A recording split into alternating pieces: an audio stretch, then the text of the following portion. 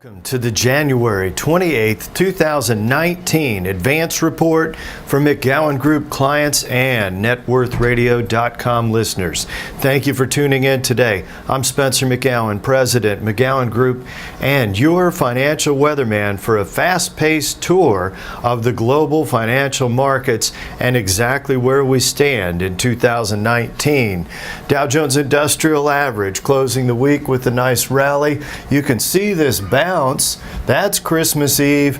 This is a 3,000 point recovery for the Dow Jones Industrial Average that occurred relatively quickly after the depths of despair, after the Federal Reserve changed posture, and investors began to look forward to the earnings reports which came out. We're going to go through some earnings reports and the stock impact and what it tells us about valuations and potentially good returns going forward for some of the sectors with higher cash flow. This correction in the Dow, you can see last year's winter storm actually began about this time of year. It looked like a rebalancing correction where institutions, after this huge run-up, had to re-weight on their stock-bond ratio, fixed income equity as it's called, and as they did that, the rebalancing usually takes place in January, and whoa, they rebalanced very quickly. That set a range-bound market until the mini panic of 2018. This driven by slowing growth, headlines of much slower growth. Washington threw every bad headline it could at the market, including the Federal Reserve relentless rate increases, which the headlines reversed right about here. Now we go forward. This is what you pay for earnings. If you look at the 10-year chart, what we've seen, this is a decline, of course, in equity prices as earnings went up. So the ratio of what you pay for a basket of earnings is the yellow line, and the multicolored line right here is the S&P 500 price chart. Yes, earnings do follow that. What you're seeing here is that the market is about 18 times earnings by this estimate, and you can see the range has been all the way from 26 to as low as about 11 times earnings. That's the working range, 18 being not too overpriced, not too underpriced, and will be earnings dependent going forward.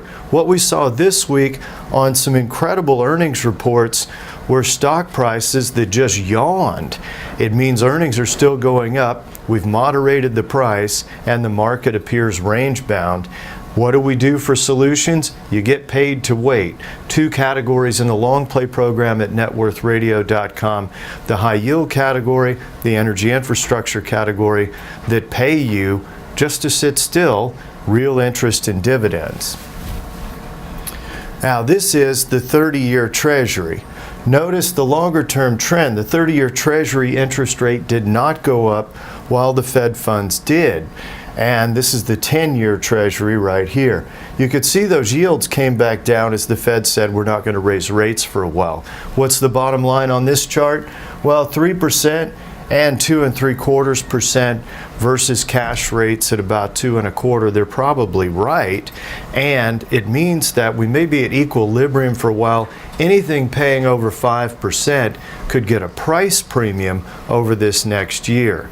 Impact of earnings reports. There were some surprising corrections last year, and we saw some great reports from North Texas companies, but share prices still yawning instead of racing forward. Texas Capital Bank superstar earnings report for the quarter, 60% over the year before. That's awesome growth, yet the stock price has gone from 100 to a low of 50. It did rebound to about 59.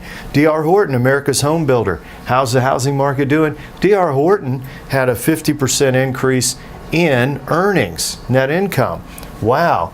And the stock still at 38 after a high of over 50. 53 was the high within this chart.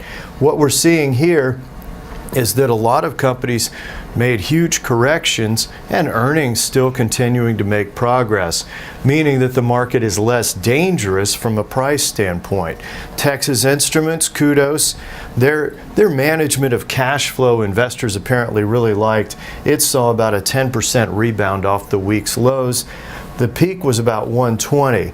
For the Texas Instruments team members that get stock, we've worked with them with a plan for harvesting. If you're Raytheon, Lockheed, or TI, and you've accumulated stock, the harvesting plan could be your key to a secure retirement. Go to NetWorthRadio.com, fill out that preliminary client questionnaire, and we will map out a multi-year plan for your family right here at McGowanGroup Asset Management at the Crescent. I'm Spencer McGowan. Thank you for tuning in today. My firm, McGowanGroup Asset Management, sponsors NetWorthRadio.com and, of course, our YouTube channel under McGowan Group. Some educational disclosures and discussions that I wanted to add to the broadcast. The first is, I'm very proud of our team, including Stephen Norris, who will be added as soon as we redo the picture. He's our newest team member. Come down, meet the team that cares, get a written plan, because the securities we discuss, the financial news we discuss, that's not a recommendation until you actually come down and get a customized plan at the Crescent. You'll get a tour, and we look forward to seeing you. We're going to cover value at risk of loss in portfolios, and you can see it right here. Learn about our performance, what happened in 2008, how long did it take to recover. All of those items are posted right here at NetWorthRadio.com or the McGowanGroup.com. The other part of the program, when we look at price fluctuations in bear markets and risk control, that's a huge part of NetWorthRadio.com. We look forward to helping you advance your plan and your cash flow. Come down and meet the team that cares.